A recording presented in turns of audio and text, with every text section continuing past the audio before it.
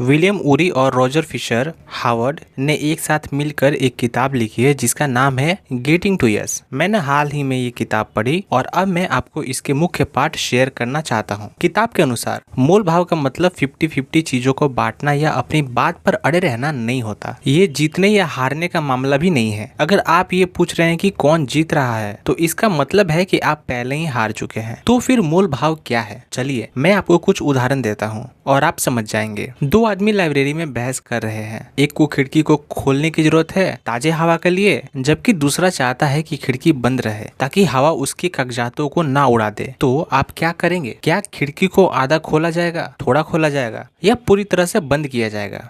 Librarian दोनों की बात सुनता है और फिर एक दूसरे कमरे में खिड़की खोलता है जिसे ताजा हवा आती है बिना कागजातों को परेशान किए। इससे दोनों पक्ष खुश हो जाते हैं। एक और उदाहरण लेते हैं। दो लोग एक केक को बांटना चाहते हैं लेकिन उस पर सहमति नहीं बनती कि इसे कैसे सही तरीका से बांटा जाए। चाहे आप इसे कैसे भी काटे, दोनों पक्ष यह शिकायत करेंगे कि दूसरे ने ज्यादा हिस्सा लिया है। तो फिर क्या करना चाहिए? आप एक व्यक्ति से कहते हैं कि वो केक काटे और दूसरा पहले चुने, क्योंकि काटने वाला जानता है कि दूसरा पहले चुनेगा। वो इसे बराबरी में काटेगा ताकि वो छोटा हिस्सा ना पाए। एक आखिरी उदाहरण लेते हैं। दो बच्चे एक संतरे पर बहस कर रहे हैं। माता पिता चाकू से संतरे को 50-50 काटते हैं और दोनों बच्चों को आधा आधा दे देते हैं।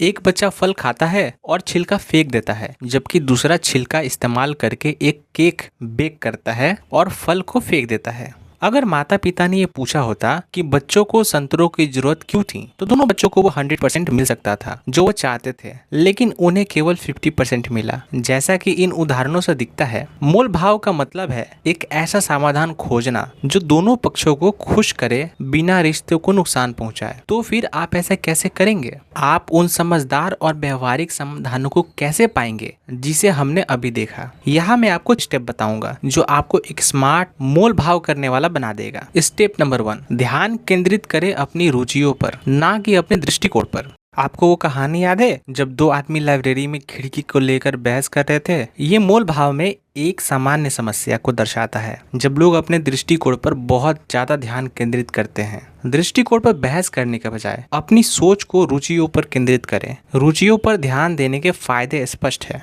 लेकिन इसे करना थोड़ा मुश्किल हो सकता है। दृष्टिकोण साफ और विशिष्ट होते हैं, रुचियां छुपी हुई या अस्पष्ट हो सकती हैं। तो फिर आप दूसरे पक्ष की रुचियों को कैसे जान सकते हैं? बस ये पूछें, क्यों वे जो चाहते हैं वो क्यों चाहते हैं। उनके दृष्टिकोण से चीजों को समझने की कोशिश करें। एक बार जब आप उनकी बुनियादी रुचियों का पता लगा लें तो उन्हें खुले तौर पर साझा करें। लोग बेहतर तरीके से सुनते हैं अगर उन्हें लगता है कि उन्हें समझा गया है। वे सोचते हैं कि ये जो उन्हें समझता है वो स्मार्ट और दयालु है। अगर आप चाहते हैं कि वे आपकी रुचियों को सुने तो पहले उन्हें ये याद दिलाएं कि आप उनकी परवाह करते हैं और उन्हें समझते हैं। जाहिर है आपको अपनी रुचियों को भी साझा करना होगा। दूसरा पक्ष शायद उन्हें नहीं जानता होगा। अपनी रुचियों को वास्तविक विकल्पों में बदलने के लिए खुद से ये सवाल पूछें कि अगर वो कल मुझसे सहमत हो जाए तो मैं उनसे क्या चाहता हूँ। निष्पक्ष मानकों का प्रयोग करें। आप चाहे दूसरे पक्ष की इच्छाओं को कितनी भी अच्छी तरह समझते हो, विवाद हमेशा उभर कर सामने आ जाएंगे। हो सकता है आप कम किराया चाहते हो लेकिन आपका मकान मालिक इससे ज्यादा रखना चाहता है। इसके बजाय कि आप लगातार बहस करते रहें, निष्पक्ष मानकों का उपयोग करके निर्णय लें। क्या आपको वो केक वाला मिसाल याद है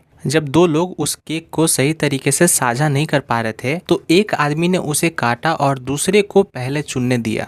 ये एक निष्पक्ष मानक पर आधारित था। निष्पक्ष मानक के बिना पक्षपाती नियम होते हैं जो व्यक्तिगत रायों पर निर्भर नहीं होते। इसके उदाहरण हो सकते हैं बाजार की कीमत, कानूनी आवश्यकताएं, विशेषज्ञ के ज्ञान या निष्पक्ष मानक जिन पर आप दोनों सहमत होते हैं। मोल भाव में अक्सर लोग सहमत होने से कतराते हैं क्योंकि उन्हें लगता है कि आप इसे अपने तरीके से मांग रहे हैं। लेकिन अगर आप कहें हम नियमों या विनियमों को जांचते हैं तो ये ध्यान को आपकी इच्छाओं से हटाकर उन नियमों पर केंद्रित कर देते हैं और अगर नियम में वो बात लिखी है तो आपको पूरा करना होगा। उदाहरण के लिए अगर आपके घर के निर्माण अनुबंध में ये नहीं बताया गया है कि नींव कितनी गहरी होनी चाहिए और ठेकेदार 2 फीट सुझाव देता है जबकि आप मानते हैं कि 5 फीट मानक है, तो केवल समझौता ना करें। इसके बजाय कहें, देखिए हो सकता है कि मैं गलत हूँ, हो सकता है कि 2 फीट पर्याप्त हो। क्या सरकार के पास इन मिट्टी की परिस्थितियों के लिए मानक निर्देशक है? यहाँ भूकंप का खतरा कितना है? आप कहाँ सुझाव देते हैं कि हम इस सवाल को हल करने के लिए मानकों को देखें?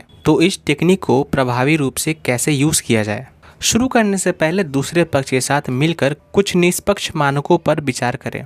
उदाहरण के लिए, अगर आप एक ऊंची कीमत चाहते हैं और मैं एक कम चाहता हूं, तो चलिए हम ये तय करते हैं कि एक निष्पक्ष मूल्य क्या होना चाहिए।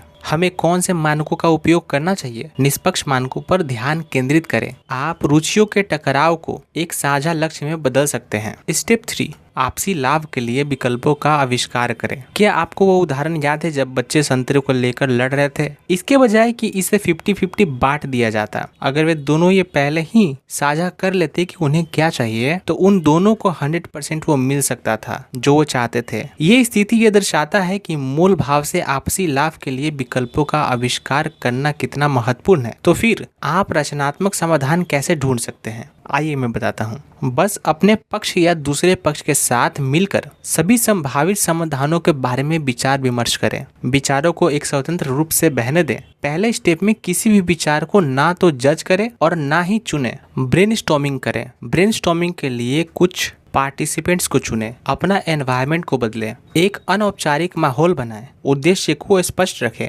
ब्रेनस्टॉर्मिंग के बाद सबसे आशाजनक विचारों से शुरुआत करें, फिर उन विचारों को सुधारने के तरीके पर चर्चा करें।